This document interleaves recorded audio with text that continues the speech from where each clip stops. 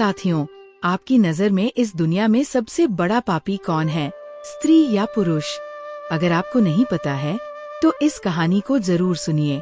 इसके बाद में आपको पता चल जाएगा कि भगवान श्री कृष्ण की नजर में सबसे बड़ा पापी कौन है, स्त्री या पुरुष। मित्रों, एक जंगल में एक तोता और मैना प्रेम पूर्वक आपस में मिलकर रहा करते थे। उनमें बहुत प्रेम था। एक दिन किसी विवाद के कारण तोता और मैना के बीच लड़ाई हो गई। तोते ने कहा कि इस संसार में सबसे बड़ी पापी और विश्वासघाती स्त्री होती है। मैना ने जवाब दिया कि इस संसार में सबसे ज्यादा पापी और विश्वासघाती पुरुष होते हैं। वे दोनों आपस में लड़ते रहे और अपने विवाद के निदान के लिए भगवान श्री कृष्ण के पास गए और अपनी बात बताई। श्री कृष्ण ने तोते से कहा, तुम कैसे कह सकते हो कि संसार में स्त्री पुरुषों की अपेक्षा ज्यादा पापी और विश्वासघाती होती है? साथियों, अगर आप ये कथा सुन रहे हैं तो पूरा सुनिए। इस कथा को आधा अधूरा छोड़कर जाने की गलती मत करिएगा, क्योंकि इस पवित्र कथा को पूरा सुनने से मनचाहे फल की प्राप्ति होगी और आपको बहुत बड़ा ज्ञान मिलेगा। इसलिए इस कथा को पूरा सुने। आप कृष्ण भक्त हैं तो कान्हा का अनादर ना करें। तब भगवान श्री कृष्ण से तोता बोला, प्रभु, मैं आपको एक कहानी सुनाना चाहता हूँ, जिससे हम सबको ये साबित होगा कि स्त्री पुरुषों की अपेक्षा ज्यादा पापी और विश्वासघाती होती है। फिर भगवान श्री कृष्ण बोले, ठीक है, तुम कहानी सुनाओ। तोता कहानी शुरू करने वाला ही होता है कि तभी माता रुक्मिणी आ जाती है और कहती है, प्रभु, मुझे भी ये कहानी सुननी है, मैं भी सुनना चाहती हूँ। तब भगवान कृष्ण कहते हैं, ठीक है, बैठो, आप भी सुन लो। फिर तोता भगवान श्री कृष्ण और माता रुक्मिणी के सामने कहानी सुनाने लगता है। तोता कहता है कि एक राज्य में अगरसेन नाम का राजा राज्य करता था। उसके पास 4 बेटे थे, जो सभी बहुत बहादुर और प्रतापी थे। राजा का ये आदेश सुनकर सभी चिंतित हो गए। फिर चंद्रसेन अपने महल में गया और उदास हो गया। उधर चंद्रसेन को उदास देखकर उसकी पत्नी ने पूछा, प्राणनाथ, आप उदास क्यों हैं? आप इतने मुरझाए हुए क्यों हैं? राजकुमार होकर भी आप इतने चिंतित क्यों हैं? तब चंद्रसेन सोचने लगा कि मैंने बहुत बुरा किया है और अपनी सारी बात अपनी पत्नी को बता दी। उसी समय उसकी पत्नी मूर्छित हो जाती है। फिर दासियों ने चंद्र प्रभा पर गुलाब के पानी का छिड़काव किया।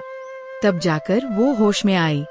अब होश में आकर चंद्र प्रभा ने अपने पति राजकुमार चंद्रसेन से कहा, आप मुझ दासी को छोड़कर अन्य प्रदेश चले जाएंगे तो मैं आपके बिना कैसे जी पाऊंगी? मैं भी आपके साथ ही चलूंगी। तब राजकुमार चंद्रसेन कहता है, तुम मेरे साथ कैसे चल सकती हो? क्योंकि दूसरे राज्य में अनेक प्रकार के संकट होते हैं और तुम नाजुक महलों में रहने वाली महलों के बिना ये कष्ट कैसे सहन कर पाओगी? फिर राजकुमारी चंद्र प्रभा कहती है, प्रीतम, जितने भी दुख दूसरे राज्य में आएंगे वे सब हमारे साथ होते हुए सुखी लगेंगे, लेकिन महल के सुख बिना आपके जंगल के दुख भी अधिक डरावने लगेंगे। इसलिए मैं भी आपके साथ चलूंगी। अब तोता कहता है, प्रभु, राजकुमारी चंद्र प्रभा की आंखों में आंसू देखकर चंद्रसेन ने मन में सोचा कि वह मेरे बिना नहीं रह सकती, इसलिए मुझे इसे तड़पते हुए छोड़कर जाना सही नहीं होगा। इन सभी बातों को सोचते हुए राजकुमार चंद्रसेन अपनी पत्नी चंद्र प्रभा से कहते हैं, तुम उदास मत हो, हम तुम्हें साथ लेकर जाएंगे। इस बात से चंद्र प्रभा खुश हो जाती है और अपने पति के साथ जाने की तैयारी करने लगती है। अगली सुबह वे राज्य से बाहर निकलकर एक जंगल में पहुंचते हैं। चलते चलते थक जाते हैं और फिर वे एक बरगद के वृक्ष के नीचे विश्राम करने का निर्णय लेते हैं। वे बहुत थके हुए थे। ठंडी हवा के झोंकों में उन्हें तुरंत नींद आ गई। परंतु कुछ देर बाद वही एक सांप ने चंद्र प्रभा को काट लिया। फिर तोता कहता है, प्रभु, आगे सुनिए। सांप के डसते ही राजकुमारी तड़पने लगी और चंद्रसेन की आँख खुल गई। राजकुमारी को तड़पता हुआ देखकर और सांप को जाता हुआ देखकर चंद्रसेन बेचैन हो गए। फिर कुछ देर बाद राजकुमारी की मौत हो गई। इस प्रकार मृतक राजकुमारी को देखकर चंद्रसेन ऊंचे स्वर में रोने लगे। फिर चंद्रसेन ने मन में सोचा, अब जब जीवन संगिनी ही मर गई है तो मैं जीकर क्या करूँगा? मैं इसी जंगल में अपने प्राण त्याग दूंगा। ऐसा मन में सोचकर वह चंद्र प्रभा के शव के पास से उठता है और जंगल से लकड़ियां इकट्ठी करने लगता है और रोकर कहता है कि मैं भी चंद्र प्रभा की चिता में जलकर मर जाऊंगा। लेकिन तभी उसी समय स्वर्ग से एक देवदूत आता है और चंद्रसेन को रोते हुए देखकर उसके मन में दया आती है। वह राजकुमार चंद्रसेन के पास जाता है और पूछता है, तुम क्यों रो रहे हो? आखिरकार तुम्हारा दुख क्या है? तो राजकुमार चंद्रसेन ने देवदूत से कहा, मेरे पास अपना दुख कहने की हिम्मत नहीं है। मुझे चाहिए कि ये धरती फट जाए और मैं इसमें समा जाऊं। फिर देवदूत ने कहा, तुम मुझे अपना हाल बताओ, शायद मैं तुम्हारी मदद कर सकूं। चंद्रसेन ने कहा, माज, मैं एक राजकुमार हूँ और राजा अगरसेन का बेटा। मेरे पिता ने मुझे राज्य छोड़ने के लिए कहा था, इसलिए मेरी पत्नी और मैं इस जंगल में चलते चलते यहाँ आ गए। यहाँ आकर मेरी पत्नी को सर्प ने काट लिया और उसकी मृत्यु हो गई। मैं लकड़ियाँ इकट्ठा कर रहा हूँ ताकि मैं अपनी पत्नी के साथ ही जलकर अपने आप को भी अग्नि के हवाले कर सकूं। चंद्रसेन की बातों को सुनकर देवदूत कहते हैं, राजकुमार, तू बड़ा मूर्ख है। ये संसार है, यहाँ इंसानों का आना जाना लगा रहता है। इस शरीर को एक दिन सबको त्यागना पड़ेगा। तुम भी इसे जानते हो। इस संसार में कोई भी किसी के साथ नहीं आता और ना ही किसी के साथ जाता है। फिर भी तुम मूर्खों की तरह ये बात कर रहे हो। अगर तू जीवित रहेगा तो बहुत सारी रानियां तुझे मिलेगी, इसलिए मरने का विचार छोड़ दे। इस मानव शरीर को प्राप्त करने के लिए देवता भी बेहद इच्छुक होते हैं, तो फिर इस शरीर को क्यों नष्ट करना चाहता है? इस प्रकार देवदूत के शब्दों को सुनकर चंद्रसेन कहते हैं, महाराज, आपने जो कुछ कहा है वो सत्य है, किंतु ऐसी पतिव्रता पत्नी मुझे किसी जन्म में भी नहीं मिलेगी, इसलिए मैं इसके साथ ही मरूंगा।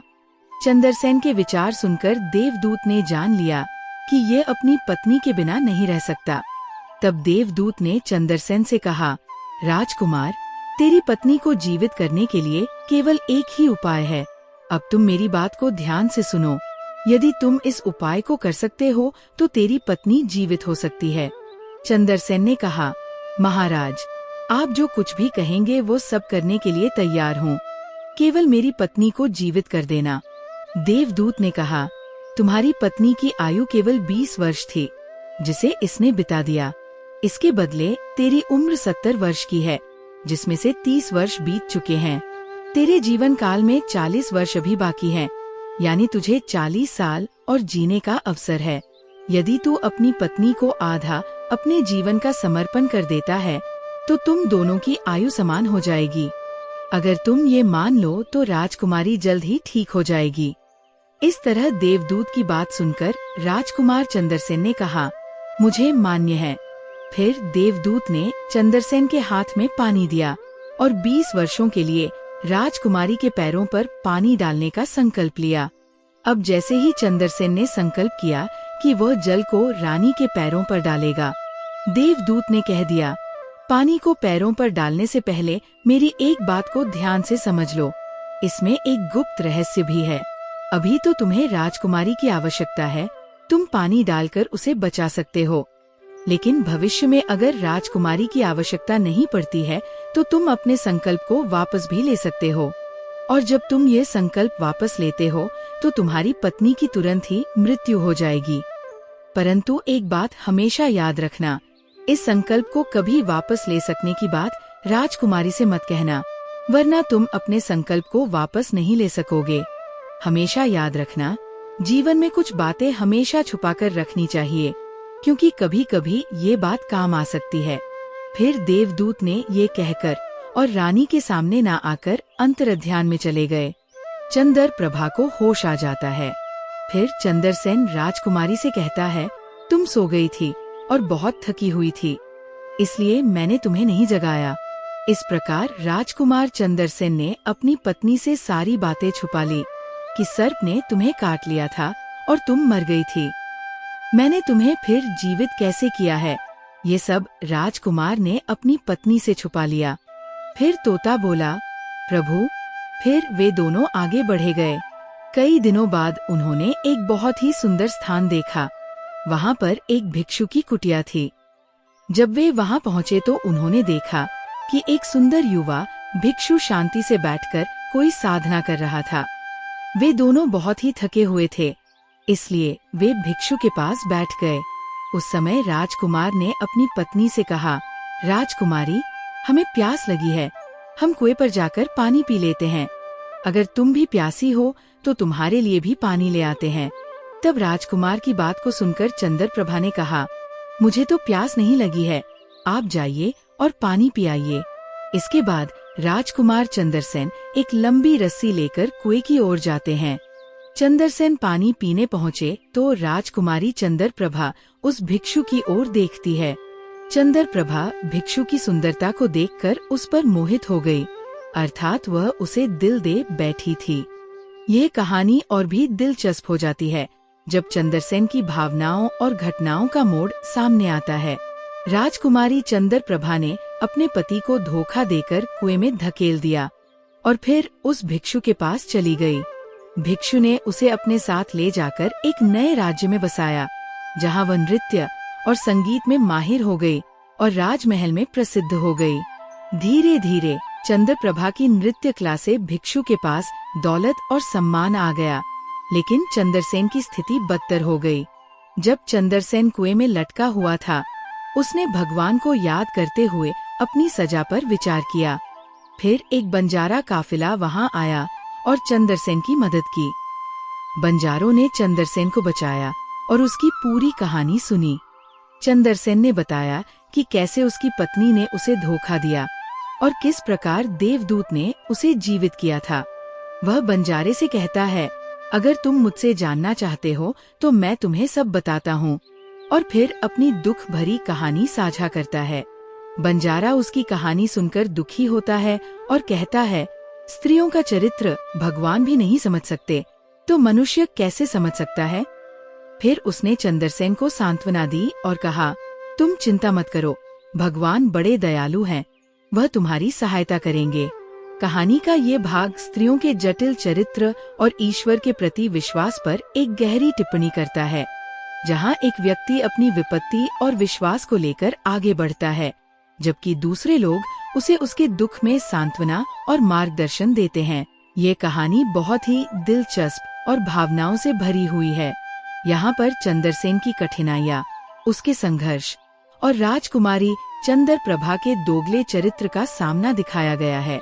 राजकुमार चंद्रसेन, जो पहले एक अमीर राजकुमार था, अब एक व्यापारी के मुनीम के रूप में काम कर रहा था।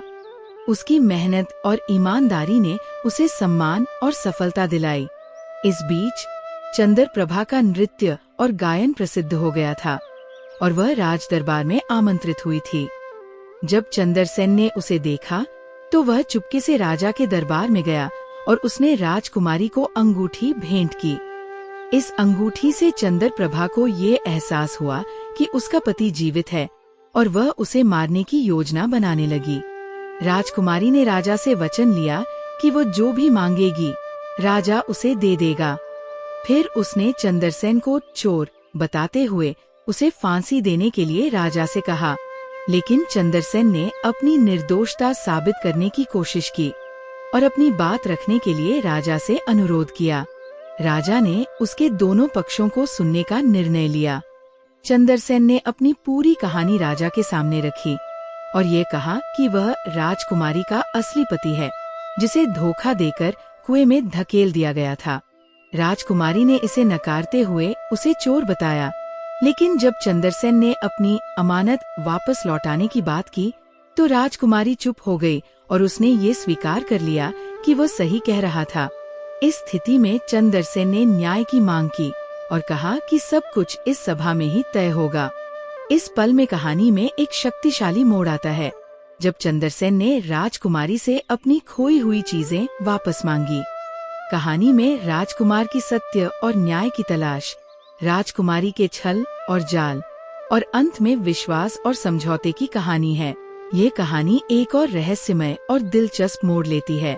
यह कहानी पुरुषों के विश्वासघात और पापी स्वभाव को उजागर करती है, जैसा कि मैना ने भगवान श्री कृष्ण से कहा था। कहानी में एक युवा लड़के की चालाकी और स्वार्थी प्रवृत्तियों का पर्दाफाश होता है। सेठ का बेटा, जो जुए का आदी था, अपने पिता की मृत्यु के बाद भी अपनी आदत नहीं बदलता और सब कुछ हारने के बाद एक नए सेठ के घर जाता है। वहाँ उसने अपनी पहचान छिपाकर सेठ से पानी मांगा और फिर उसे ये झूठा बहाना बताया कि वह व्यापार करता है। सेठ उसकी बातों में आकर अपनी बेटी से उसकी शादी कर देता है, क्योंकि वह उसे एक संभावित कमाई का स्रोत मानता था। शादी के बाद सेठ की बेटी अपने पति के साथ जंगल में जाती है, जहां वह उसका विश्वास तोड़कर उसे धोखा देता है। वह अपनी पत्नी से सभी गहने लेकर उसे कुएं में धक्का दे देता है, ये सोचते हुए कि वह मर जाएगी। लेकिन महिला की किस्मत ने उसका साथ दिया और वह कुएं से बाहर निकल आई। उसने पूरी घटना उस व्यक्ति को बताई जिसने उसे कुएं से बाहर निकाला और फिर वह अपने पिता के पास पहुंची। सेठ को जब अपनी बेटी से ये सब सुनने को मिला तो उसने कहा कि कोई बात नहीं, भगवान सब ठीक करेंगे। इस स्थिति में महिला ने अपने पति की दुष्टता और स्वार्थ दिखाते हुए उसे धोखाधड़ी और विश्वासघात का पात्र बना दिया। ये कहानी ये बताती है कि पुरुषों में भी विश्वासघात और पापी प्रवृत्तियां हो सकती हैं।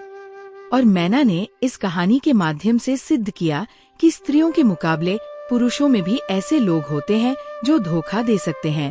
इस प्रकार यह कहानी एक शक्ति परीक्षण बन जाती है, जिसमें यह दिखाया जाता है कि पुरुष और स्त्री दोनों के भीतर अच्छाई और बुराई हो सकती है और उनके कर्मों के आधार पर ही उनका मूल्यांकन किया जाता है।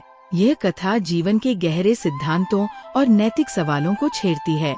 भगवान श्री कृष्ण ने इस बहस का उत्तर अत्यंत संतुलित और गहरे दृष्टिकोण से दिया। उन्होंने कहा कि पाप और विश्वासघात किसी विशेष लिंग, जाति या समाज से संबंधित नहीं होते। ये पूरी तरह से एक व्यक्ति की सोच और कर्मों पर निर्भर करते हैं। उनका कहना था कि चाहे स्त्री हो या पुरुष, किसी का भी पाप या विश्वासघात उसकी मानसिकता, उसके दृष्टिकोण और कर्मों पर आधारित होता है। यदि व्यक्ति सही रास्ते पर नहीं चलता तो वह किसी भी रूप में पापी और विश्वासघाती हो सकता है। श्री कृष्ण ने उदाहरण के रूप में महाभारत की घटनाओं का हवाला दिया, जहां अश्वत्थामा और अन्य पात्रों ने पाप किए, लेकिन ये भी स्पष्ट किया कि युद्ध में और जीवन में लोग अपने कर्मों के परिणाम भुगतते हैं, चाहे वे अच्छे हों या बुरे। उनका संदेश ये था कि इस दुनिया में किसी भी प्रकार के पाप की परिभाषा व्यक्ति की सोच और उसके द्वारा किए गए कार्यों पर निर्भर करती है। उन्होंने ये भी बताया कि मानव को हमेशा अपने कर्मों का मूल्यांकन करना चाहिए और ये सोचना चाहिए कि वो सही कर रहा है या नहीं। इस तरह भगवान श्री कृष्ण ने पुरुषों और स्त्रियों के बीच इस सवाल का संतुलित समाधान दिया और ये बताया कि सच्चा पापी वह है जो दूसरों के विश्वास को तोड़ता है और गलत रास्ते पर चलता है, चाहे वो पुरुष हो या स्त्री। ये कथा हमें ये सिखाती है कि हमें अपने कर्मों में सत्यता, निष्ठा और नैतिकता को बनाए रखना चाहिए और किसी भी प्रकार के पाप से बचना चाहिए।